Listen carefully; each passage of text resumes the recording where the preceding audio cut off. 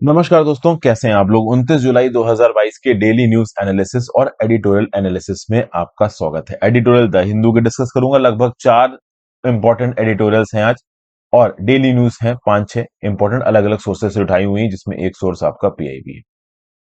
एक important news, Partha Chatterjee को बंगाल की कैबिनेट से बाहर कर दिया गया। देखिए, ये होना ही था। तृणमूल कांग्रेस को काफी फायर यहां पे पड़ रही है, तो पार्था चैटर्जी का कैबिनेट से हटना ऑलमोस्ट तय था। इनको यहां पे अभी के लिए हटा दिया गया है।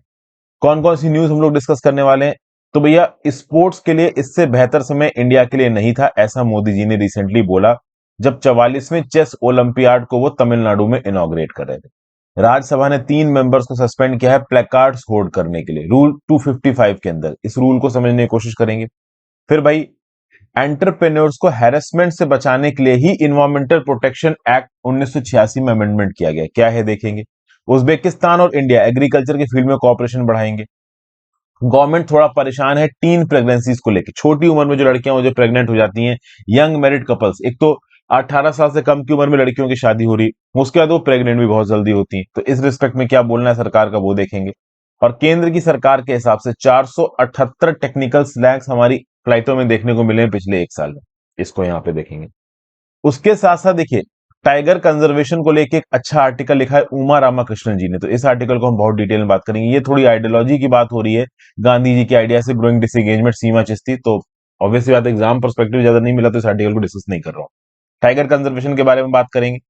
फिर भाई, एक मैं कहूंगा आर्टिकल आपके लिए बहुत ज्यादा इंस्पायरिंग होने वाला, वो है स्टोरीज दैट साउंड प्रॉमिसिंग।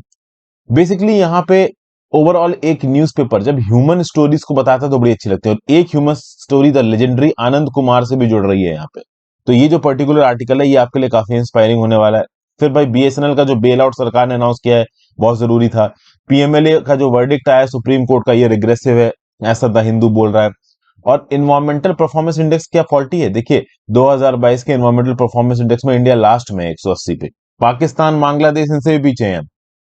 तो इस कंटेक्स्ट में क्या ओवरऑल हमारा लास्ट होना सही है, क्या इस इंडेक्स में जो कैलकुलेशन है वो गलत है। तो इन सब चीजों को हम लोग यहाँ पे देखने वाले एक एक करके। वर्ड ऑफ द डे देख लेते हैं, पैलेटेबल। पैलेटेबल का मतलब क्या होता है, एग्रीएबल और प्लीजेंट। फूड के रिस्पेक्ट में जब आप पैलेटेबल की बात करते हो, मतलब अच्छा खाना, टेस्टी खाना, मजा आ रहा है खाने में। और ओवरऑल जब किसी प्रपोजल या एक्शन की बात होती है तो मतलब एक्सेप्टेबल एक्शन, सेटिस्फैक्टरी एक्शन, मतलब वो एक्शन होगा तो आपको उससे कोई प्रॉब्लम नहीं है, आप खुश हो। आगे बढ़ने से पहले वीडियो पे लाइक का बटन, दोस्तों चैनल को अब तक शेयर और सब्सक्राइब नहीं किया कर लीजिए। इंस्टाग्राम पे फॉलो कर लीजिए, टेलीग्राम ग्रुप ज्वाइन कर लीजिए। हो सके दोस्तों तो ज्वाइन बटन दबा के सुपर थैंक्स का ऑप्शन दबा के हेल्प करें। इंस्टाग्राम पे लगातार आपसे जोड़ने की कोशिश करता हूं। टेलीग्राम ग्रुप पे आपको लेक्चर की पीडीएफ और नोटिफिकेशन दोनों मिल जाएगी। चलिए, पहली news, Partha Chatterjee is out of Bengal cabinet. ये GS paper 4 utilization of public funds और चैलेंजेस ऑफ करप्शन में न्यूज आपको काम आएगी। तृणमूल कांग्रेस ने पार्था चैटर्जी को सस्पेंड कर दिया। भैया 5 दिन हो चुके हैं इनको अरेस्ट हुए, लगभग 22-23 जुलाई के लगभग ये अरेस्ट हुए थे। वेस्ट बंगाल ये school service commission recruitment scam में ये अरेस्ट हो चुके हैं, और अब इनको ओवरऑल निकाल भी दिया गया तृणमूल कांग्रेस से। ठीक है ना। स्टेट गवर्नमेंट का नोटिफिकेशन आया है कि mister Chatterjee has been release of his duties. ये मिनिस्टर ऑफ चार्ज नहीं है 4 डिपार्टमेंटों के। तो 4 डिपार्टमेंट जो कि इनकी मिनिस्ट्री के अंदर आते थे, अब ये उसके मिनिस्टर नहीं है। एक तृणमूल कांग्रेस की लीडरशिप ने मीटिंग की और मिस्टर चैटर्जी को यहां पे सस्पेंड कर दिया। ऑब्वियस ही बात है, बंगाल के अंदर करप्शन को लेके जो सेंटीमेंट है आम लोगों के बीच में बहुत ज्यादा निगेटिव है, तो तृणमूल कांग्रेस अपनी इमेज को और नीचे नहीं गिरा सकती, इसलिए यहां पे निकाल दिया गया। इनको सेक्रेटरी जनरल की पोस्ट से भी हटा दिया गया, तृणमूल कांग्रेस के नेशनल वाइस प्रेसिडेंट की पोस्ट से भी हटा दिया गया। ओवरऑल इन्फोर्समेंट डायरेक्टोरेट ने जब से रेड किया है, कैश सीजर किया है, तब से ओवरऑल पार्था चैटर्जी के ऊपर गाज गिरी। भाई 50 करोड़ रुपया कैश। एक फ्लैट पे जब रेड पड़ी अर्पिता मुखर्जी के, जो कि इनकी क्लोज एड है, वहां से 21.9 करोड़ मिला। उसके अलावा जो सोना वगैरह मिला, ज्वेलरी मिली, बोला।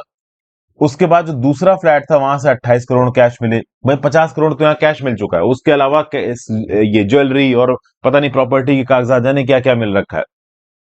पहली रेड अगर आप देखो तो शायद 22-23 जुलाई के लगभग थी। 22 जुलाई को रेड थी, 23 जुलाई को अरेस्ट कर लिया गया। दूसरी रेड हुई अभी कल ही, और ओवरऑल यहाँ पे काफी प्रॉब्लम्स क्रिएट हो गई हैं पार्था चैटर्जी जी के लिए।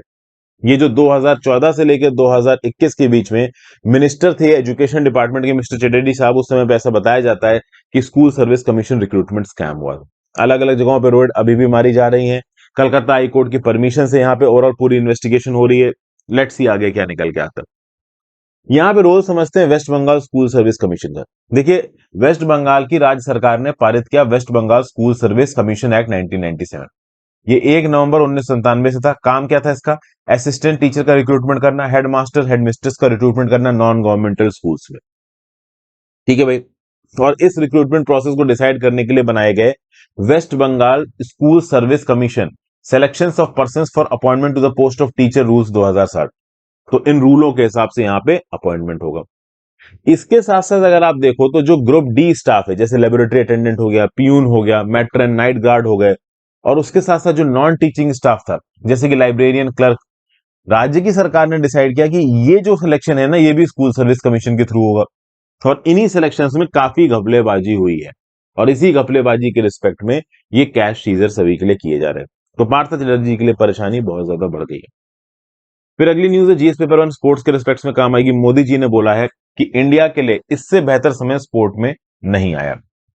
ये मोदी जी ने तब बोला जब वो 44वें चेस ओलंपियाड को इनॉग्रेट कर रहे थे चेन्नई में।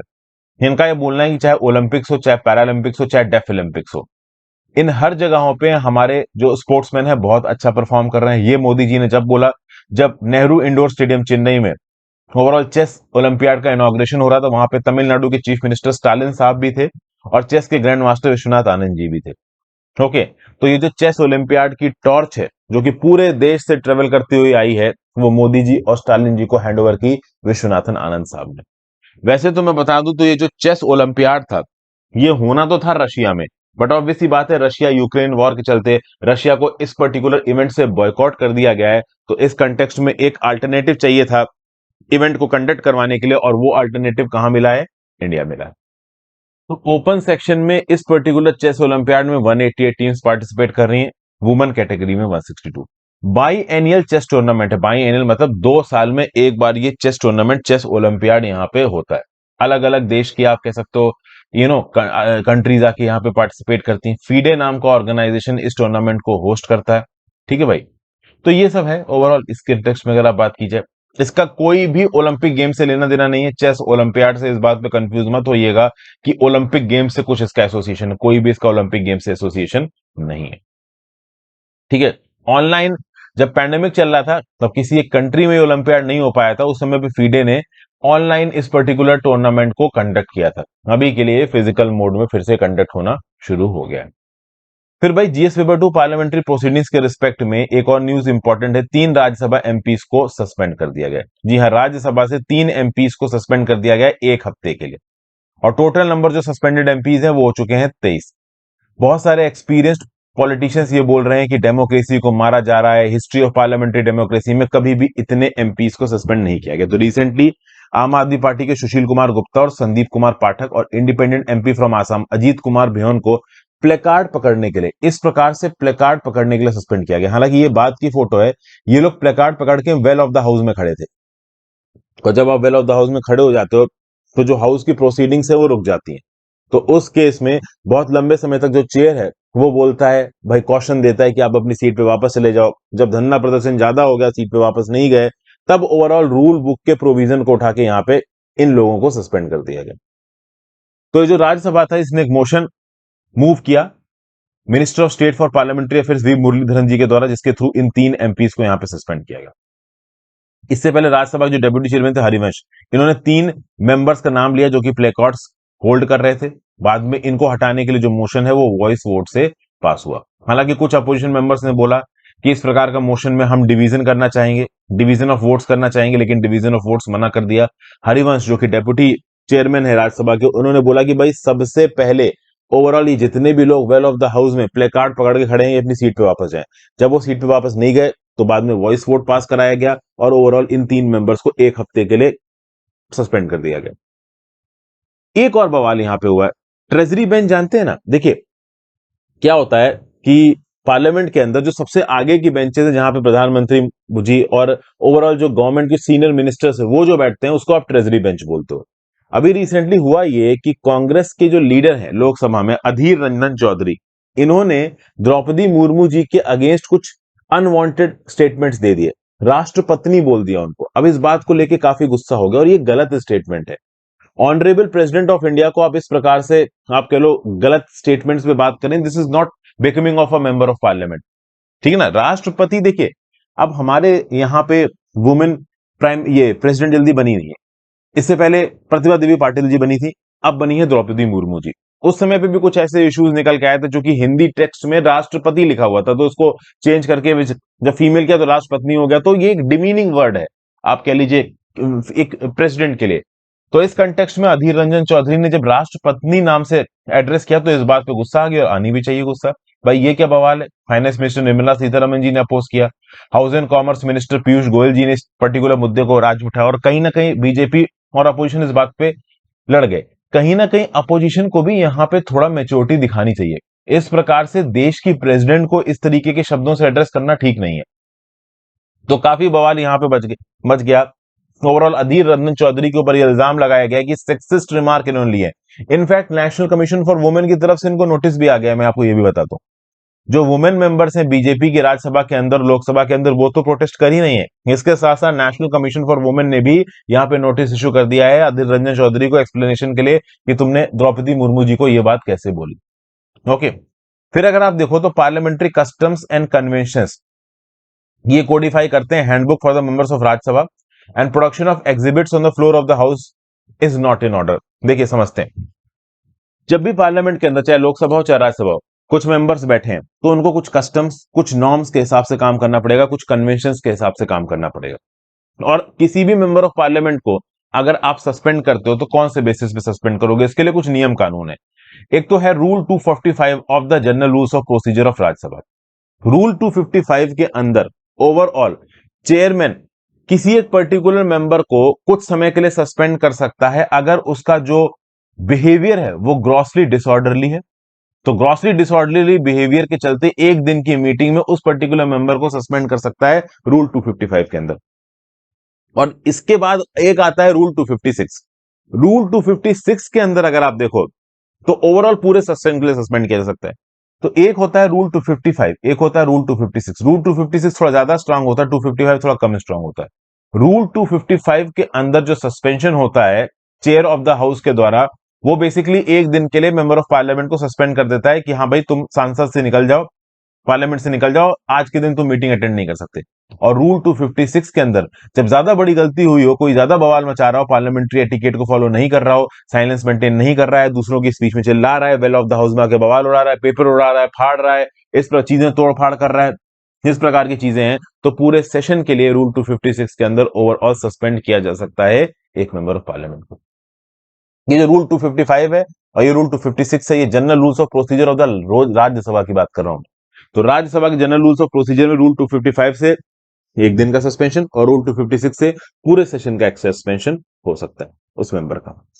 इस कंटेक्स्ट में विनीत सर ने एक बड़ी अच्छी वीडियो बनाई थी, process of suspension of A member of parliament in Lok Sabha and Rajya Sabha. ठीक ना। तो suspension of member of parliament, मेरा नाम हर्षित द्विवेदी के साथ यूट्यूब में सर्च मारिए, आपको एक पर्टिकुलर वीडियो मिल जाएगी, इसको देख लीजिए, आपको काफी कुछ पता चल जाएगा। Okay. Rule of the house में रूल 373 क्या है, 374 क्या है, 374 ए क्या है लोकसभा में, फिर 255 256 राज्यसभा में, ये सब बहुत डिटेल में विनीत सर ने समझाया। इसके साथ साथ लोकसभा राज्यसभा के मेंबर्स का क्वालिफिकेशन डिस्क्वालिफिकेशन के रिस्पेक्ट में V95 लक्ष्मीकांत वाली वीडियो देख लीजिए, वहां पे भी आपको काफी कुछ जानने को मिल जाएगा।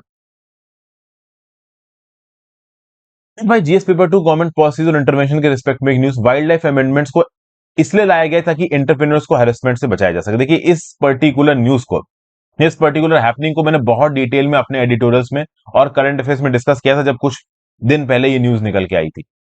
अभी रिसेंटली क्या हुआ है कि इन्वायरमेंटल प्रोटेक्शन एक्ट में कुछ अमेंडमेंट किए गए और उस अमेंडमेंट के चलते पहले की जो पेनाल्टीज थी, जो जेल टर्म था, उनको बदला गया।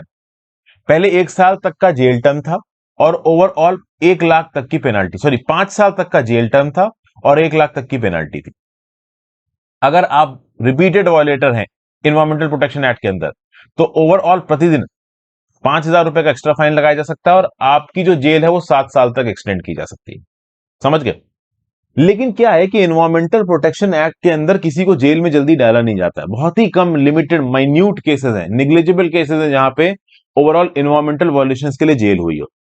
तो ओवरऑल यहां पे कुछ चेंजेस किए सरकार ने। सरकार का ये बोलना है कि देखिए जेल तो हम कर नहीं रहे, ऊपर से कभी कभी छोटे छोटे पेटी क्राइम्स के लिए ओवरऑल कॉर्पोरेट्स को जेल का खतरा ना हो, इसलिए हम इन्वायरमेंटल प्रोटेक्शन एक्ट में कुछ अमेंडमेंट कर रहे हैं। और इन अमेंडमेंट के थ्रू ये बोला गया कि भाई हम जेल के प्रावधान को हटा रहे हैं, लेकिन हम फाइन को 500 गुना बढ़ा रहे हैं। मतलब अब 5 करोड़ तक का फाइन मारा जा सकता है इन्वायरमेंटल प्रोटेक्शन एक्ट के वायलेशन के लिए। जेल का टर्म यहां पे हट गया। हालांकि उस समय पे काफी बवाल ये हुआ था कि किसी के ऊपर 5 करोड़ का फाइन मार दोगे तो वो तो फिर से अपील में चला जाएगा, 5 करोड़ भर तो ना देगा, कम से कम जेल से आदमी डरता था। तो जो भी है, सही है गलत है, सरकार का बोलना यह है कि जेल हम वैसे भी नहीं बेचते थे इन्वायरमेंटल क्राइम्स में, और ओवरऑल जेल से ज्यादा पेनाल्टी एज अ डेटरेंट काम करेगी। तो पेनाल्टी बहुत ज्यादा बढ़ा दी गई है। और क्या होता था कि पेटी क्राइम्स के चलते ओवरऑल केसेस भर जाते थे कोर्ट्स में, कोर्ट्स के ऊपर जुडिशियल बर्डन आ जाता था। तो चूंकि हम जेल टर्म हटा रहे हैं और पेनाल्टी बढ़ा रहे हैं, तो कोर्ट्स के ऊपर से बर्डन हट जाएगा। बहुत सारे एक्सपर्ट्स का बोलना है ऐसा कुछ नहीं होने वाला। जैसे आप किसी के ऊपर 1 करोड़ या 3 करोड़ की पेनाल्टी मारोगे एनवायरमेंटल प्रोटेक्शन एक्ट के अंदर, वो अपीलेट मैकेनिज्म में जाके अपनी अपील फाइल कर देगा, और जो केस का बैकलॉग है, जो लोड है, वर्कलोड है, वो बढ़ता जाएगा। अगर आप देखो centre of science and environment की एनालिसिस के हिसाब से, इन्वायरमेंटल वॉल्यूशन से रिलेटेड जो बैकलॉग है केसेस का, उसको क्लियर करने में 9 से 33 साल लगेंगे। अगर आप देखो तो 2018 की शुरुआत में 45,000 केसेस थे पेंडिंग ट्रायल के लिए, और उस साल में अकेले 35,000 केसेस और आ गए पेंडिंग ट्रायल के लिए। लगभग अगर आप देखो तो 90% केसेस पेंडिंग है ट्रायल के लिए 7 इन्वायरमेंटल लॉस में से 5 इन्वायरमेंटल लॉस के। तो इससे आपको क्या पता चल रहा है? इससे आपको यह पता चल रहा है ओवरऑल कि भाई देखिए, ओवरऑल इन्वायरमेंटल जुरिस्डिक्शंस में जो बैकलॉग है वो बहुत ज्यादा है, और इस बैकलॉग को कवर करने के लिए बहुत सारा समय लगने वाला। तो भाई पेनाल्टी लगा के ओवरऑल हम डीक्रिमिनलाइज कर। देखिए एक चीज यहां पे और बताई गई है, जहां पे ओवरऑल किसी इन्वायरमेंटल एक्ट के चलते लोगों की जान जा रही है, राइट टू लाइफ खतरे में आ रहा है, वहां तो जेल होगी, लेकिन वो इंडियन पीनल कोड के प्रोविजंस के अंदर होगी। एनवायरमेंटल प्रोटेक्शन एक्ट 1986 के प्रोविजन से जेल का प्रावधान यहां पे हटा दिया गया। एनवायरमेंटल प्रोटेक्शन एक्ट क्या था? ये एक फ्रेमवर्क था for studying, planning and implementing long term requirements of environmental safety and a system of speedy और एडिक्वेट रिस्पॉन्स को लेके आया जाए उन केसेस में जहां पे एनवायरमेंट थ्रेटन होगा। इस पर्टिकुलर ईपीए को इनेक्ट किया गया था United Nations conference on human environment, जो कि स्टॉकहोम में हुई थी जून 1972 में। उसमें इंडिया ने पार्टिसिपेट किया था। इंडिया ने प्रॉमिस किया था कि ह्यूमन एनवायरमेंट के इंप्रूवमेंट के लिए हम अप्रोप्रिएट स्टेप्स लेंगे। तो वन ऑफ द स्टेप्स था इन्वायरमेंटल प्रोटेक्शन एक्ट का इंप्लीमेंटेशन। ठीक है भाई, इस पर्टिकुलर एक्ट को इनेक्ट किया गया था under article 253 of the Indian constitution. ठीक है ना। Article 48 of the Indian constitution देखा जाए, ये क्या बोलता है? That state shall endeavour to protect and improve the environment and safeguard the forest and wild life of the country. फिर आर्टिकल 51 ए क्या बोलता है? Further provides that any citizen shall protect the environment. तो ये कुछ आप कह सकते हो एनवायरमेंटल और कॉन्स्टिट्यूशनल आर्टिकल्स हैं। आप कह सकते हो एनवायरमेंट को प्रोटेक्ट करने के रिस्पेक्ट में। एनवायरमेंटल प्रोटेक्शन एक्ट में क्या क्या चेंजेस आए ये मैंने आपको बता दिया। ओवरऑल 478 टेक्निकल स्नैक्स पिछले 1 साल में देखने को मिले। केंद्र की सरकार का बोलना है। जीएस पेपर थे एयरक्राफ्ट इंसिडेंट में न्यूज आपके काम की। 478 टेक्निकल स्नैक्स 1 जुलाई 2021 से 31 जून 2022 के बीच में, यह सरकार ने पार्लियामेंट को बताया। अगर देखा जाए तो इस साल की शुरुआत से 25 जुलाई तक 5 इंसिडेंट्स रिपोर्ट हुए हैं, जिसमें स्पाइस जेट के 2, अलायंस एयर का 1, एयर इंडिया का 1, इंडिगो का 1। 4 सीरियस इंसिडेंट्स अकर हुए हैं, इंडिगो के 3, एयर एशिया के 1 एक्सीडेंट अकर हुआ स्पाइस जेट का। यह सब civil aviation minister Jyotiraditya Scindia ने लोकसभा में बताया। अगर 2019 का डाटा देखेंगे तो 2019 में 8 एक्सीडेंट हुए थे, एयर इंडिया के 2, स्पाइस जेट के 2, एयर इंडिया एक्सप्रेस का 1, इंडिगो का 1, एयर एशिया इंडिया का 1 और विस्तारा का 1। 13 सीरियस एक्सीडेंट्स हुए। इंडिगो का 6, स्पाइस जेट के 2, विस्तारा के 2, गो फर्स्ट का 1, अलायंस एयर का 1, इंडिया एक्सप्रेस का 1 और 1 एक्सीडेंट हुआ था स्पाइस जेट का। ठीक है। तो ये जो यूएन एविएशन वॉचडॉग है, इंटरनेशनल सिविल एविएशन ऑर्गेनाइजेशन है, ये बेसिकली फ्लाइट अकरेंसेस, जो भी फ्लाइट में इंसिडेंट्स होते हैं या फिर कह लो जो माल फंक्शन या कुछ भी होता है, उसको 3 भागों में डिवाइड करता है। एक तो इंसिडेंट, एक सीरियस इंसिडेंट और एक एक्सीडेंट। एक्सीडेंट तब होता है जब कोई एक पर्टिकुलर पर्सन फैटली या सीरियसली इंजर्ड हो जाए, या फिर प्लेन के स्ट्रक्चर में कोई फेलियर आ जाए, कोई डैमेज हो जाए, तो इसको आप बोलते हो एक्सीडेंट। मतलब प्रॉपरली किसी की मौत हो गई या बहुत ज्यादा चोट लग गई या एयरक्राफ्ट के इसमें कोई स्ट्रक्चरल प्रॉब्लम आ गई, तो इसको आप बोलोगे एक्सीडेंट। एक्सीडेंट से एक स्टेप नीचे होता है सीरियस इंसिडेंट। सीरियस इंसिडेंट में एक्सीडेंट की प्रोबेबिलिटी बहुत ज्यादा हो जाती है। सीरियस इंसिडेंट में एयरक्राफ्ट के ऑपरेशन में अगर कुछ प्रॉब्लम आ गई है जो कि एक बड़े स्केल पे प्रॉब्लम क्रिएट कर सकती है, एक्सीडेंट क्रिएट कर सकता है, तो उसको आप बोलते हो सीरियस इंसिडेंट। और इंसिडेंट क्या होता है? इंसिडेंट सीरियस इंसिडेंट से एक नॉच नीचे, किसी भी प्रकार से एयरक्राफ्ट के ऑपरेशन में अगर कोई कमी है, कोई प्रॉब्लम है, फ्लाइट सेफ्टी इफेक्ट हो सकती है, तो उसको आप बोलते हो इंसिडेंट। अब अगर आप देखो तो जुलाई 2021 से जून 2022 के बीच में directorate general of civil aviation ने 177 सर्वेलेंस किए, 497 चेक स्पॉट्स किए, 169 नाइट सर्वेलेंस किए, अलग अलग एयरलाइंस में इंजीनियरिंग और मेंटेनेंस एस्पेक्ट्स को एग्जामिन करने के लिए। अगर आप देखो तो 21 इंस्टेंसेस ऑफ वायलेशन में रेगुलेटर्स ने एक्शन लिया। इस एक्शन में लाइसेंस का सस्पेंड होना, एयरलाइन स्टाफ जो कि ओवरऑल प्रॉपर तरीके से काम नहीं कर रहा है, एयरक्राफ्ट मेंटेनेंस में कुछ उसने गड़बड़ की है, उन वायोलेशंस को देखना। तो अलग अलग प्रकार के वायोलेशंस को समय समय पे डीजीसीए मॉनिटर करता रहता है अपने इंस्पेक्शंस के थ्रू।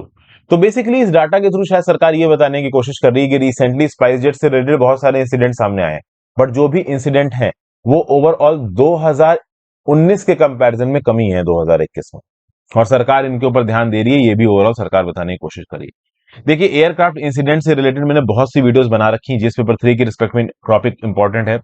आज ही सुबह वीडियो अपलोड हुई है, MiG 21 bison crashes yet in Rajasthan killing 2 pilots of India. कल की डेट में हमारे 2 पायलट शहीद हो गए हैं राजस्थान के बाड़मेर डिस्ट्रिक्ट के एक गांव में, ओवरऑल भिवाड़ी नाम का शायद गांव है, वहां पे हमारा एक मिग 21 ट्रेनर क्रैश हो गया। वो क्रैश क्यों हुआ उसके लिए कोर्ट ऑफ इंक्वायरी अभी इंस्टीट्यूट की गई है, रीजंस क्लियर है नहीं। तो इस फ्लाइंग कॉफन के बारे में कुछ बेसिक इंफॉर्मेशन, मिग 21 के बारे में कुछ बेसिक इंफॉर्मेशन मैंने वीडियो में दी है। आज सुबह ही वीडियो अपलोड हो चुकी है, कल रात में एक्चुअली अपलोड कर दी थी, आपको लेटेस्ट वीडियो सेक्शन में मिल जाएगी। फिर भाई बोइंग 737 का जो प्लेन क्रैश हुआ था चाइना में, इसके ऊपर विनी सर ने वीडियो बनाई थी, इसकी क्रैश हिस्ट्री आपको यहां मिल जाएगी।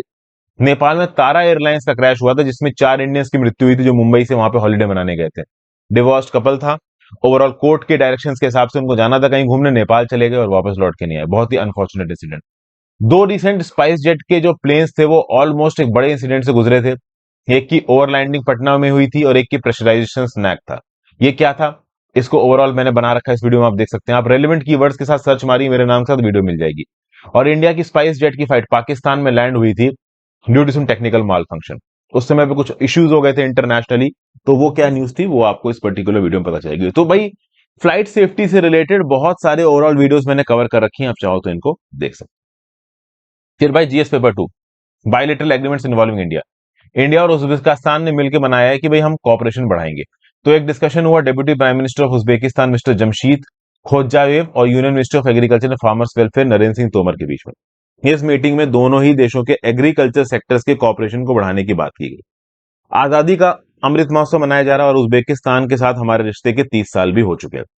तो यहाँ पे ओवरऑल इंडिया ने उज्बेकिस्तान को परमिशन दी है कि उज्बेकिस्तान के ग्रेप्स, प्लम्स और स्वीट चेरीज इंडिया में बिक सकती हैं। वहीं पे इंडिया का जो मैंगो है, बनाना है, सोयाबीन ऑयल केक्स है, वो उज्बेकिस्तान में एक्सपोर्ट होगा, वहां के मार्केटों में बिकेगा। साथ साथ इंडिया लगातार उज्बेकिस्तान से परमिशन मांग रहा है कि इंडिया के अनार, पोमेग्रेनेट, पोटैटो, पपाया और व्हीट ये भी उज्बेकिस्तान में हम एक्सपोर्ट कर सके, वहां के मार्केट में बिके। उज्बेकिस्तान और इंडिया के रिश्तों की बात की जाए तो रिश्ते अच्छे हैं। रीजन मी कि जब सोवियत यूनियन टूटा, उज्बेकिस्तान आजाद हुआ, तो India was one of the first country to recognise Uzbekistan as a sovereign country. तो हम वो पहली कंट्री थी, one of the first countries थे जिसने उज्बेकिस्तान को as a sovereign country recognise किया। फिर अगर आप देखो तो प्राइम मिनिस्टर श्री नरेंद्र मोदी जी जुलाई 2015 और जून 2016 में उज्बेकिस्तान ताशकंद गए। फिर ओवरऑल काफी सारे रिफॉर्म्स उज्बेकिस्तान के प्रेसिडेंट शवकात मिर्जियोयेव ने शुरू किए हैं। मिर्जियोयेव साहब अक्टूबर 2018 और जनवरी 2019 में इंडिया भी आए थे। तो ओवरऑल हाई प्रोफाइल एक्सचेंजेस हुए हैं। फिर इंडिया और उज्बेकिस्तान एक दूसरे के साथ सिक्योरिटी इश्यूज पे इंगेज कर रहे हैं। Terrorism, transnational organised crime, illegal trafficking और स्मगलिंग को रोकना, उज्बेकिस्तान की सिक्योरिटी एजेंसीज को ट्रेनिंग और कैपेसिटी बिल्डिंग प्रोवाइड करना। इनफैक्ट अगर आप देखो तो बायलेटरल ट्रेड इंडिया और उज्बेकिस्तान के बीच में $442 मिलियन का है। ये पोटेंशियल बहुत कम है, इसका पोटेंशियल बहुत ज्यादा है। तो आगे आने वाले समय में इंडिया के इंपोर्ट उज्बेकिस्तान में और उज्बेकिस्तान से भी चीजों का जो एक्सपोर्ट है इसको प्रमोट किया जाएगा। हालांकि उज्बेकिस्तान जैसी कंट्रीज के साथ इंडिया हमेशा एडवांटेज में रहेगा। उज्बेकिस्तान एक लैंडलॉक कंट्री है, उतनी टेक्नोलॉजिकल और साइंटिफिकली एडवांस नहीं है, तो हम बहुत सारी चीजें उज्बेकिस्तान को एक्सपोर्ट करने वाले हैं आगे आने वाले समय में, अगर एक प्रेफरेंशियल ट्रेड एग्रीमेंट साइन हो जाता है तो।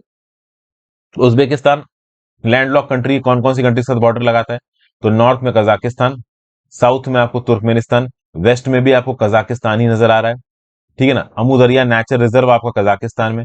फिर ईस्ट में किर्गिस्तान के साथ बाउंड्री लगती है और एक बाउंड्री तजिकिस्तान के साथ लगती है। ठीक है भाई। अच्छा, साउथ में अफगानिस्तान के साथ भी एक छोटी सी बाउंड्री लगती है उज्बेकिस्तान की। तो Kazakhstan, Turkmenistan, Kyrgyzstan, Tajikistan, Afghanistan, इन कंट्रीज के साथ बाउंड्री लग रही है किसकी? उज्बेकिस्तान की। फिर next, GS paper 1, issues related to women. Government worried about teen pregnancies. देखिए, हाई टीनेज फर्टिलिटी ये इंडिया के लिए एक बड़ी प्रॉब्लम बन के आ रहा है। जो छोटी बच्चियां हैं, खासकर 18 साल से कम की जो बच्चियां हैं, 14 से 18 साल की एज ग्रुप की जो बच्चियां हैं, उनमें जो प्रेगनेंसी है वो बहुत ज्यादा बढ़ रही है। भले ही हमारा ओवरऑल फर्टिलिटी रेट देश में कम हो रहा है, लेकिन टीन प्रेगनेंसी बढ़ रही है और ये कॉज ऑफ कंसर्न है। ऐसा बताया गया फैमिली प्लानिंग विजन 2030 के डॉक्यूमेंट में। इसीलिए ओवरऑल पूरे देश में फैमिली प्लानिंग के प्रोग्राम चलाए जा रहे हैं और मेन को यहां पे एनकरेज किया जा रहा है कि आप भी भाई पार्टिसिपेट करिए फैमिली प्लानिंग प्रोग्राम्स। देखा जाए तो इंडिया के अंदर कॉन्ट्रासेप्टिव यूज थोड़ा कम है, वैसे तो बढ़ा है। एनएफएचएस 4 के डाटा को अगर आप एनएफएचएस 5 से कंपेयर करोगे तो 5 में चीजें इंप्रूव हुई, बट अभी उतनी इंप्रूव नहीं हुई। देश के 118 डिस्ट्रिक्ट में टीनेज प्रेगनेंसी का परसेंटेज बहुत हाई है। बिहार की 19, वेस्ट बंगाल की 15, असम की 13, महाराष्ट्र की 13, झारखंड की 10, आंध्र प्रदेश 7, त्रिपुरा 4। इन डिस्ट्रिक्ट्स में जो टीनेज प्रेगनेंसीज है वो बहुत ज्यादा है। लगभग 44% डिस्ट्रिक्ट्स ऐसी हैं इंडिया के अंदर जहां पे वुमेन 18 साल से उम्र के पहले शादी कर लेती है। ओवरऑल अगर आप देखो तो बिहार में 17 ऐसी डिस्ट्रिक्ट्स हैं, वेस्ट बंगाल में 8, झारखंड में 7 और आसाम में 4, उत्तर प्रदेश में 2 और राजस्थान में 2, महाराष्ट्र में 2। और ऑब्वियस सी बात है इन डिस्ट्रिक्ट्स में लो मॉडर्न कॉन्ट्रासेप्टिव यूजेज है। कॉन्ट्रासेप्टिव मतलब ओवरऑल आप कह लो कॉन्डम्स का यूज करना, बर्थ कंट्रोल पिल्स का यूज करना, इन सब चीजों का यूजेज कम है इन जगहों पर। इंडिया की बात की जाए तो इंडिया में पॉपुलेशन कंट्रोल जरूरी है। हालांकि जो फ्यूचर फैक्ट्स हैं वो ये बताते हैं कि इंडिया की पॉपुलेशन गिरेगी। इंडिया की पॉपुलेशन 136.3 करोड़ थे और ये 2021 तक 147.9 करोड़ पे पहुंच जाएगी। 2036 तक 152.2 करोड़ पे पहुंच जाएगी। उसके बाद गिरेगी भी।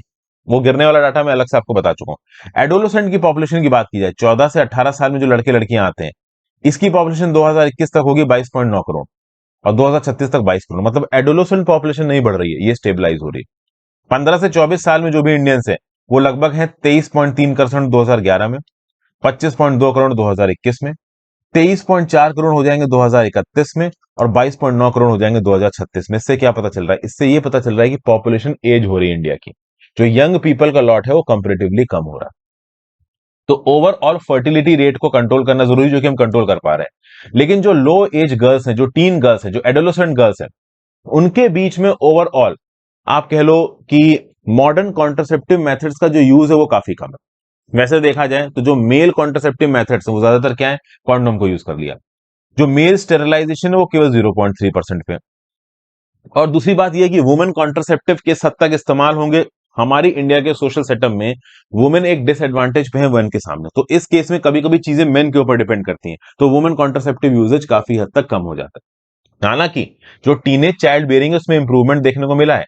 नेशनल फैमिली हेल्थ सर्वे में 7.9% टीनेज प्रेग्नेंट बताई गई थी और यही नेशनल फैमिली हेल्थ सर्वे 5 में 6.8%। तो नो डाउट परसेंटेज वाइज जो टीनेज प्रेगनेंसी है वो घटी है, बट अभी भी हम लोग अप टू द मार्क नहीं है। एनएफएचएस 4 में यह बताया गया था कि 7% मैरिड एडोलेसेंट्स और 26% young women modern methods of contraceptives इस्तेमाल कर रही है एनएचएफएस 4 में। और ये डाटा एनएफएचएस 5 में हो गया है, 19% मैरिड एडोलेसेंट्स कॉन्डोम इस्तेमाल कर रहे हैं, मतलब मॉडर्न मेथड्स ऑफ कॉन्ट्रासेप्टिव इस्तेमाल कर रहे हैं, और 32% यंग वुमेन इस्तेमाल कर रही है। तो नो डाउट एनएफएचएस 5 का जो कंपैरिजन एनएफएचएस 4 से है वो बेटर है।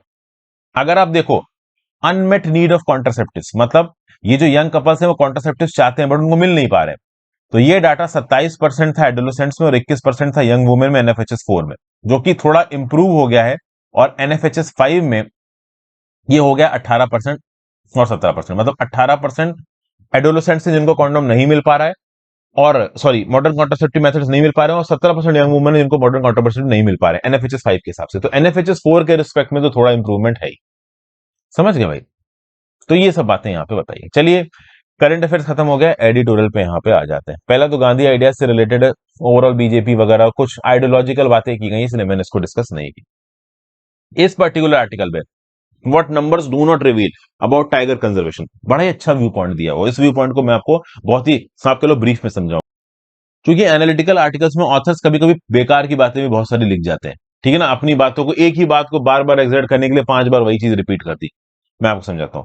एक्सटेंशन का मतलब क्या होता है? एक्सटेंशन का मतलब होता है एक स्पेशीज का एलिमिनेट हो जाना, एक स्पेशी के सारे मेंबर्स का खत्म हो जाना, मर जाना। अब 29 जुलाई मतलब आज का दिन ग्लोबल टाइगर डे है, international tiger day. India tiger के कंजर्वेशन में सब बहुत आगे है। आप कह लो इंडेंजर्ड स्पेशीज की कैटेगरी के रिस्पेक्ट में इंडिया ने टाइगर को बहुत हद तक कंजर्व किया, और 2005 से अब तक टाइगर्स के नंबर इंडिया के अंदर 40% बढ़ भी गए। तो हमें खुश होना चाहिए, हम टाइगर में बहुत अच्छी परफॉर्मेंस दे रहे हैं। लेकिन एक प्रॉब्लम है। प्रॉब्लम यह है कि इंडिया के बहुत से पॉकेट्स में जो ट्राइबल की सॉरी टाइगर्स की जो आबादी है ना, वो आइसोलेटेड है। और इकोलॉजी में अगर ये आइसोलेटेड आबादी होगी तो वो टेंशन दे सकती है। कुछ कुछ जगहों पे अगर आप देखो, जैसे एक जनरल फैक्ट ये बताया जा रहा है कि मान लो किसी स्पेशीज के केवल 100 ब्रीडिंग इंडिविजुअल्स हैं, 100 मेल्स और फीमेल्स जो नए बच्चे पैदा कर सकते हैं, तो बहुत चांसेस है कि ये स्पेशीज एक्सटेंट हो जाएगी। अगर एक स्पेशीज को नेचुरली फलना फूलना है तो वो एक बड़े लैंडस्केप में फैली हो, और उसके आप कह लो आइसोलेटेड पॉकेट्स ना हो। जब वो बड़े लैंडस्केप में फैली होगी तो उसका जेनेटिक वेरिएशन ज्यादा होगा, उसके लिए जो हैबिटेट का इलाका है वो ज्यादा होगा, उसके लिए फूड के ऑप्शन ज्यादा होंगे, इन्वायरमेंटल ऑप्शन ज्यादा होंगे, वो आराम से सर्वाइव कर जाएगा। अगर किसी एक जगह पे आइसोलेटेड मतलब आइसोलेटेड जगह पे लिमिटेड पॉपुलेशन है तो वो लॉन्ग टर्म में पॉपुलेशन को सस्टेन नहीं कर पाएगा, क्योंकि यहां पे जेनेटिक वेरिएंट्स भी एक रोल प्ले करते हैं।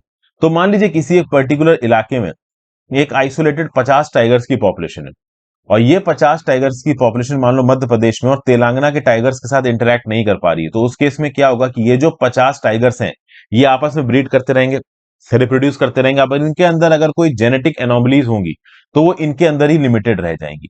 दूसरी, आप कह लो टाइगर्स रीजन के टाइगर्स से मिलने की ना वजह से इनका जो नेचुरल इम्यून सिस्टम है वो कमजोर हो जाएगा, और लॉन्ग टर्म में ये जो 50 टाइगर की पॉपुलेशन है वो सस्टेन नहीं कर पाएगी, क्योंकि डिसएडवांटेजेस जेनेटिक वेरिएशंस ओवरऑल अपने प्ले पे होंगे। क्या होता है ब्रीडिंग में? ब्रीडिंग में जितना ज्यादा वेराइड मैनिफेस्टेशन होगा ब्रीडिंग का, जितना ज्यादा आपके पास अपॉर्चुनिटी होगी खुलने की, दूसरी जगह के जानवरों के साथ मिंगल करने की, उतना ही ज्यादा आपके जेनेटिक वेरिएशंस होंगे, उतना ही ज्यादा आपकी इम्यूनिटी डेवलप होगी। अब इंडिया के बहुत से इलाकों के जब टाइगर्स का जेनेटिक मेकअप को स्टडी किया गया, और जेनेटिक मेकअप को स्टडी करने के लिए क्या है, तो उनका जो एक्सक्रीटा पड़ा हुआ होता है, उनके हेयर वगैरह जो चिपके होते हैं, उनकी खाल जो उधड़ के गिरती है, ठीक है ना, तो इन सब चीजों से ये चेक किया गया कि हमारे जो बहुत से इलाकों के टाइगर्स हैं उनका जेनेटिक वेरिएशंस काफी वेराइड है। तो इसका मतलब क्या है? इसका मतलब ये है क्या कि टाइगर्स अलग अलग जगहों में एक दूसरे के साथ जुड़े हुए हैं। क्या हमारे जो लैंडस्केप्स हैं, जैसे एग्रीकल्चर फील्ड हो गए, रिजर्व फॉरेस्ट हो गए, बिल्ट अप एरिया रोड्स हो गए, क्या ये टाइगर्स को एक रीजन से दूसरे रीजन में कनेक्टिविटी देते हैं? जैसे मान लो ये एक टाइगर हैबिटेट है, दूसरा ये बीच में एक मैनमेड हैबिटेट है, यहाँ पे खेत है, तो क्या टाइगर यहाँ से खेतों से निकल के दूसरी जगह पे चले जाते हैं? तो हाँ भाई, अभी के लिए तो पता चल रहा है कि ऐसा हो रहा है। टाइगर्स का जो इंटरनल मूवमेंट है from one habitat to other habitat वो हो रहा है। ये कुछ हद तक रेडियो कॉलर टाइगर से भी पता चलता है। अच्छी बात है। ये एक अच्छी बात है कि अगर हमारे टाइगर की मूवमेंट और कनेक्टिविटी इंपीड नहीं हो रही, वो एक जगह से दूसरी जगह जा पा रहे, लेकिन एक टेंशन है। जैसे जैसे अर्बनाइजेशन मॉडर्नाइजेशन बढ़ रहा है, वैसे वैसे बिल्टअप एरियाज बढ़ रहे हैं, हाई ट्रैफिक रोड्स बढ़ रही हैं, अर्बन एरियाज बढ़ रहे हैं। अब जितना ज्यादा अर्बन एरिया बढ़ेंगे, रूरल पॉकेट कम होंगे, उतना ही ज्यादा इन टाइगर्स का मूवमेंट भी ब्लॉक होगा, और जितना ज्यादा इन टाइगर्स का मूवमेंट ब्लॉक होगा उतना ये टाइगर आइसोलेट होते जाएंगे, और जितना ज्यादा इनकी आबादी आइसोलेट होती जाएगी उतनी इनकी इम्यूनिटी कॉम्प्रोमाइज होती जाएगी, और आगे आने वाले समय में एक्सटिंक्शन का खतरा इनके ऊपर आ सकता है। तो जरूरी यह है कि टाइगर मूवमेंट के जो कॉरिडोर्स हैं उनको हम सेफ रखें, लेकिन किस हद तक हम सेफ रखें? हमारी आबादी इतनी ज्यादा है, तो उसको सस्टेन करने के लिए जगह चाहिए, टाइगर मूवमेंट के लिए भी जगह चाहिए। सरकार बोलेगी भाई किस किस को जगह देते फिरें, इतनी तो जगह भी नहीं है हमारे पास। तो टाइगर एक्सटेंशन के चार्जेस मतलब चांसेस आगे आने वाले समय में बढ़ सकते हैं। इसका एक एग्जांपल सिमलीपाल टाइगर रिजर्व से दिया जा रहा है। सिमलीपाल टाइगर रिजर्व में आपको ब्लैक टाइगर्स मिल जाएंगे, स्यूडो मेलेनिस्टिक टाइगर्स मिल जाएंगे, और केवल सिमलीपाल टाइगर रिजर्व में मिलेंगे। इस प्रकार के टाइगर रिजर्व दूसरी जगह पे क्यों नहीं मिले? उसकी वजह यह बताई गई है कि सिमलीपाल का जो टाइगर्स है उनका जो डीएनए है उसकी मिक्सिंग नहीं हुई बाकी इलाकों के टाइगर्स के साथ। तो सिमलीपाल टाइगर रिजर्व के जो लिमिटेड इलाके में जो टाइगर्स पाए जाते हैं ना, वो आपस में ही ब्रीड करते हैं। तो ओवरऑल उनका जो जेनेटिक वेरिएशन है वो लिमिटेड है, और लॉन्ग टर्म में वो सिमलीपाल के जो ये ब्लैक टाइगर्स हैं उनको खतरा पहुंचा सकता है, क्योंकि genetic variation, overall genetic dissemination, ये किसी भी स्पेशी में बहुत ज्यादा इंपॉर्टेंट होता है। अगर एक स्पेशी एक इलाके में आइसोलेटेड रह जाती है तो कभी भी फल फूल नहीं पाएगी, और ये टाइगर्स के ऊपर भी अप्लाई होता है, ह्यूमंस के ऊपर भी अप्लाई होता है, दुनिया भर की सारी स्पेशीज के ऊपर ये अप्लाई होता है। तो ये सब बातें ओवरऑल बताई जानी। तो इसके साथ साथ अगर आप देखो तो राजस्थान के कुछ वाइल्ड टाइगर्स के जीनोम सीक्वेंसिंग लिए गए, वहां पे भी इनब्रीडिंग दिख रही है, वहां पे भी जेनेटिक जो वेरिएंट्स है वो बहुत लिमिटेड दिख रहे हैं। और लॉन्ग टर्म में जो जेनेटिक वेरिएंट्स है, अभी एक दो जनरेशन तक नहीं दिखेंगे, बट लॉन्ग टर्म में जेनेटिक वेरिएंट्स टाइगर की पॉपुलेशन को बहुत हद तक कम कर सकता है। ये बोल रही है उमा रामाकृष्णन जी। आई होप आपको आर्टिकल ठीक लगा हो। फिर आगे इन्वायरमेंटल परफॉर्मेंस इंडेक्स। देखिए भैया, अगर इंडिया की बात की जाए, येल और कोलंबिया यूनिवर्सिटी के रिसर्चर्स ने इन्वायरमेंटल परफॉर्मेंस इंडेक्स निकाला। 40 परफॉर्मेंस इंडिकेटर्स, 11 कैटेगरीज में रैंकिंग आई। इंडिया सबसे नीचे 180 नंबर पे। ओवरऑल देखा जाए तो इंडिया के हालात बहुत गंदे। तो यहाँ पे कुछ एक्सपर्ट्स बैठ के बातचीत करते हैं। अब इनकी बातचीत बहुत ज्यादा टेक्निकल है। अब इस टेक्निकल बातचीत में चंद्रभूषण साहब क्या बोल रहे हैं कि सब्जेक्टिविटी बहुत ज्यादा है भाई इनकी रैंकिंग मेथोडोलॉजी में, इसलिए इनका इंडेक्स गड़बड़ है, हम इस इंडेक्स को सही नहीं मान सकते। एक जो अच्छा पॉइंट यहाँ पे ये बताया गया है सीबीडी के द्वारा, चंद्रभूषण दी के द्वारा, वो ये है, जो बेस्ट कंट्री बताई गई है रेट डिफॉरेस्टेशन को लेके फॉरेस्ट के, वो बताई गई दुनिया में एरिट्रिया। अब एरिट्रिया में केवल 50 हेक्टेयर डेंस फॉरेस्ट है, और 50 हेक्टेयर डेंस फॉरेस्ट तो अकेले दिल्ली के लुटियंस में मिल जाते हैं। तो एक ऐसा देश इंडिया जैसा, जहां पे millions of hectare of dense forest है, अगर वहां पे 1 लाख हेक्टेयर डेंस फॉरेस्ट का नुकसान हो रहा है, और एक ऐसा देश एरिट्रिया जहां पे केवल 50 हेक्टेयर डेंस फॉरेस्ट है, और उसको आप बेस्ट बता रहे हो रैंकिंग में, तो ये नॉर्मलाइजेशन का क्या किया आपने? एक इलाका, कंट्री जो छोटी है इलाके में, उसके पास इलाका छोटा है, फॉरेस्ट कम है, उसको आप बेस्ट बता रहे हो, और एक इंडिया जैसी कंट्री जहां millions of hectare of forest है, उसको आप गड़बड़ बता रहे हो। तो ये कैसे चलेगा? ये तो काम यहाँ पे गड़बड़ हो जाएगा। तो बेसिकली यहाँ पे कुछ नॉर्मलाइजेशन होना चाहिए था, वो नॉर्मलाइजेशन यहाँ पे नहीं हुआ है। एक छोटी कंट्री के इलाके के हिसाब से उसको बेस्ट रैंकिंग दे दी जाती है, और इंडिया जहां पे मिलियंस ऑफ हेक्टेयर्स का इलाका है, इसको इग्नोर कर दिया जाता है। तो नॉर्मलाइजेशन की मेथोडोलॉजी फ्लॉड है। येल और कोलंबिया के रिसर्चर्स को इंक्लूड करना चाहिए था। फिर शरद लेले साहब बोल रहे हैं कि रैंकिंग बहुत रिलेटिव होती है। जैसे मान लो आप कह लो 1 से 10 के स्केल में मेजर किया जा रहा है, और ज्यादातर कंट्रीज की रैंकिंग 7 से 9 आई है। अब इंडिया की 7 है, बाकी की 7.1, 7.11, 7.15, और उसके चक्कर में इंडिया सबसे पीछे नजर आ रहा है। लेकिन रिलेटिवली वो अपनी आसपास की कंट्री से पीछे नहीं है। लेकिन हाँ, इंडेक्सेस में कुछ पॉइंट्स पीछे होने से हमारी रैंकिंग सबसे ज्यादा गंदी हो जाती है। तो इस कुछ पॉइंट्स के बेसिस पे ओवरऑल ये जो अलग अलग स्कॉलर्स हैं, इसमें बायोडाइवर्सिटी की बात हो गई, एनवायरमेंटल परफॉर्मेंस की बात हो गई, ग्लोबल ग्रीन हाउस एमिशंस की बात हो गई, इन सब चीजों के चलते ओवरऑल कहीं ना कहीं इंडिया के जो ट्री फॉरेस्ट कवर है, जो एनवायरमेंटल परफॉर्मेंस इंडेक्स की जो रैंकिंग है, उसको गंदा बताया जा रहा है। बहुत डिटेल में इसलिए मैंने डिस्कस नहीं किया आपको, रीजन बीइंग कि कोई बहुत कंक्रीट पॉइंट्स नहीं नजर आए, सब थ्योरेटिकल टाइप के पॉइंट्स है। कुछ स्टैटिस्टिक्स पे बात होती तो डिस्कस करता। अगला, स्टोरीज दैट आर प्रॉमिसिंग। इस पर्टिकुलर आर्टिकल को लिखा है सोमा बासु जी ने। सोमा बासु जी बताती हैं कि भाई देखिए, एक पर्टिकुलर न्यूज़पेपर के लिए बहुत जरूरी होता है वायरल न्यूज को कवर करना, क्योंकि वायरल न्यूज की रीच बहुत ज्यादा होती है, बहुत सारे लोग उसको पढ़ते हैं। लेकिन एक और चीज होती है human interest stories. Human interest stories भी लोग बहुत हद तक पढ़ते हैं। एक जर्नलिस्ट जब ह्यूमन इंटरेस्ट से रिलेटेड स्टोरीज को कवर करता है ना, लोगों का उसमें इंटरेस्ट आता है, क्योंकि लोग एक ह्यूमन की परेशानी, उसके इश्यूज और उसके ओवरऑल ग्रोथ को देख के उससे इंस्पायर होते हैं।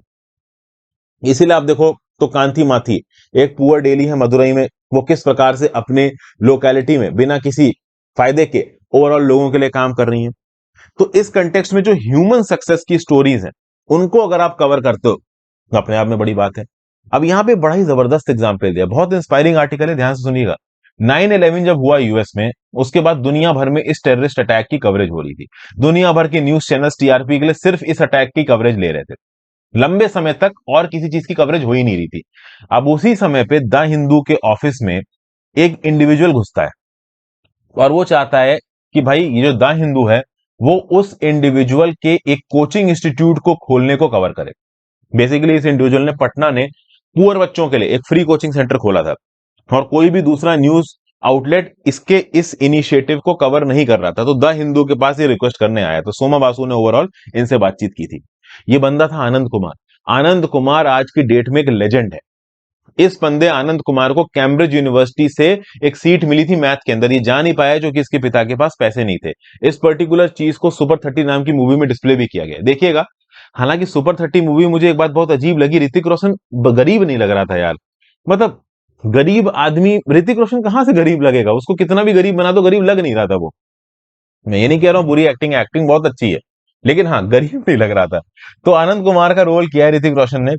सुपर 30 काफी अच्छी मूवी है, काफी इंस्पायरिंग मूवी है ओवरऑल। किसी भी तबके से आए हुए डिसएडवांटेज बच्चों को सक्सेसफुल बनाया जा सकता है ओवरऑल, अगर उनके साथ लगन से लगा जाए। आनंद कुमार ने सुपर 30 नाम के अपने बैच से करके दिखाया।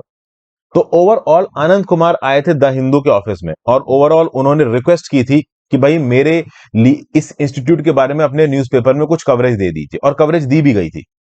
और आज की डेट में आनंद कुमार को किसी इंट्रोडक्शन की जरूरत नहीं। बेसिकली सोमा वासु यहाँ पे ये बताने की कोशिश कर रही है कि जो ह्यूमन इंटरेस्ट से रिलेटेड स्टोरीज होती हैं, वो ह्यूमंस को, मतलब बाकी लोगों को, हम जैसे लोगों को इंस्पायर करती हैं किसी भी चीज के लिए, एक अच्छा नागरिक बनने की हमें प्रेरणा देती हैं, और लोग इनको इंटरेस्ट से पढ़ते भी हैं। तो जर्नलिज्म में ये भी जरूरी है कि ह्यूमन इंटरेस्ट से रिलेटेड चीजों को भी यहाँ पे कवर किया जाए। बस यही इस आर्टिकल में बताया गया।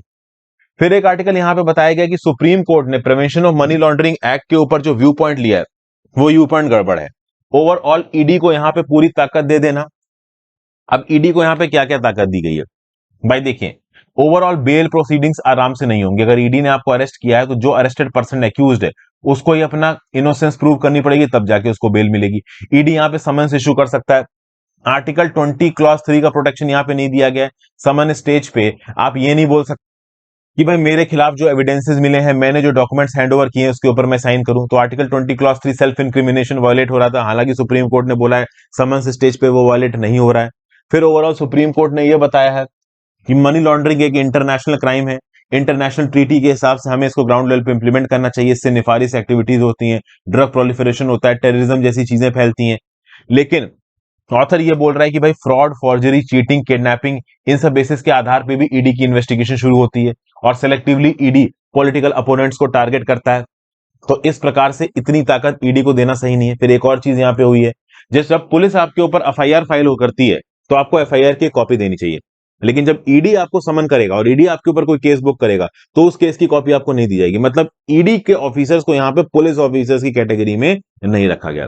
मतलब prevention of money laundering act अगर आपके ऊपर लगाया गया तो भाई आपकी लग गई, क्योंकि बेल मिलनी भी मुश्किल हो जाएगी, और आप आपको प्रॉपरली अपनी तरफ को प्रॉपरली डिफेंड भी नहीं कर पाओगे। रीजन बीइंग आपके पास एफआईआर की कॉपी नहीं होगी, आपको पता ही नहीं होगा कि आपके ऊपर चार्जेस क्या क्या लगाए गए हैं। जुडिशियल ओवरसाइट बहुत ज्यादा है, कहीं ना कहीं आपको बेल नहीं मिल पाएगी, क्योंकि बेल मिलने का भी ओवरऑल जो दारोमदार है वो आपके ऊपर है, और आपके पास आप ही के खिलाफ जो चार्जशीट फाइल हुई उसकी कॉपी नहीं है। तो आप यही नहीं जान पाओगे आपके ऊपर इल्जाम क्या है। तो कुल मिला के ओवरऑल पीएमएलए के जो अमेंडमेंट्स है जिसको सुप्रीम कोर्ट ने अप्रूवल दिया है, ये जुडिशियल इनजस्टिस है, ऐसा ऑथर यहां पे बोला। इन अमेंडमेंट्स के बारे में बहुत डिटेल में आपको बता चुका हूं। फिर बीएसएनएल को बेल आउट किया गया, 1.64 लाख इसको दिए गए। ये अपने आप में बहुत ज्यादा जरूरी था। जो बीएसएनएल है ये ओवरऑल अगर आप देखो तो रूरल पॉकेट्स में कनेक्टिविटी प्रोवाइड करता है, और BBNL Bharat broadband network limited जो भारत नेट प्रोजेक्ट को, हमारी गांवों को ब्रॉडबैंड नेटवर्क से कनेक्ट करने वाला टारगेट है, इसको पूरा करने की बात करता है। देखिए, बॉर्डर इलाकों में एयरटेल आइडिया जैसे नेटवर्क नहीं जाएंगे, बॉर्डर इलाकों में बीएसएनएल को ही पहुंचना पड़ेगा। ये एयरटेल आइडिया जैसे जो प्राइवेट नेटवर्क्स हैं ये अर्बन इलाकों में रहेंगे जहां पे इनके ऑपरेशंस कॉमर्शियबली वायबल। बॉर्डर इलाकों में सरकार को ही काम करना पड़ेगा। अब बीएसएनएल की जो मोनोपोली थोड़ी गिर रही है, मई 2022 के एंड तक बीएसएनएल का जो आप कह लो वायरलाइन कनेक्शन थे वो 28.7% पे आ गया, जो कि पहले 46.6% थे। मतलब इंडिया में अगर वायर कनेक्शन 100 है तो 46.6 थे अक्टूबर 2019 तक बीएसएनएल की, ये 28.7 पे आ चुके हैं। मतलब वायर कनेक्शंस में भी बीएसएनएल हार रहा है। अगर वायरलेस कनेक्टिविटी की बात की जाए, फोन की बात की जाए, तो 9.85% सब्सक्राइबर का शेयर आ गया बीएसएनएल का 31 मई 2022 तक। जो नंबर ऑफ सब्सक्राइबर्स हैं बीएसएनएल के वो 11.28 करोड़ बचे हैं, 45 लाख गिरे हैं। लगभग रूरल सब्सक्राइबर्स 11.4 लाख गिरे हैं। तो आगे आने वाले समय में बीएसएनएल को कॉम्पिटिटिव रहना बहुत ज्यादा जरूरी है अगर मार्केट में रहना है तो। और इसके लिए बीएसएनएल स्टेप्स भी लिए। बीएसएनएल ने अपनी वर्कफोर्स को बहुत हद तक कम किया। अगर आप देखो तो पहले बीएसएनएल की वर्कफोर्स थी 1.65 लाख, अब वो आगे लगभग 64,536 पे। पहले बीएसएनएल जितना कमाता था उतना इंप्लॉयज की सैलरी और खर्चे में 75% चला जाता था, अब ये कम होकर 36% हो गया। बीएसएनएल के जो नेट लॉस है वो मार्च 2021 के एंड पे 7,453 करोड़ थे। तो अपने लॉसेस को बीएसएनएल ने कम किया है, अपने एम्प्लॉय बेस को बीएसएनएल प्रून डाउन किया, अपनी प्रॉफिटेबिलिटी को बीएसएनएल ने बढ़ाने की कोशिश की। और नो डाउट 1.64 लाख करोड़ जो इन्फ्यूज किए जा रहे हैं इससे बीएसएनएल की प्रॉफिटेबिलिटी और बढ़ेगी। और जरूरी है बीएसएनएल, क्योंकि रूरल इलाकों में, बॉर्डर इलाकों में, इंटरनल इलाकों में, जैसे मॉइस्ट अफेक्टेड इलाकों में, यहाँ पे प्राइवेट टेलीकॉम नेटवर्क्स नहीं जाएंगे, वहां पे बीएसएनएल को ही काम करना पड़ेगा। रूरल इलाकों को डिजिटल कनेक्टिविटी से जोड़ना है तो बीएसएनएल का कोई अल्टरनेटिव है नहीं हमारे पास, इसलिए बीएसएनएल को सेफगार्ड करना जरूरी है। सरकार का ये जो 1.64 लाख करोड़ डालना है ये सही decision. Thank you for watching friends. Video को लाइक और शेयर कर दीजिएगा, इंस्टाग्राम पे फॉलो कर लीजिएगा, टेलीग्राम ग्रुप ज्वाइन कर लीजिएगा, ज्यादा से ज्यादा लोगों से लेक्चर को शेयर करें। Have a great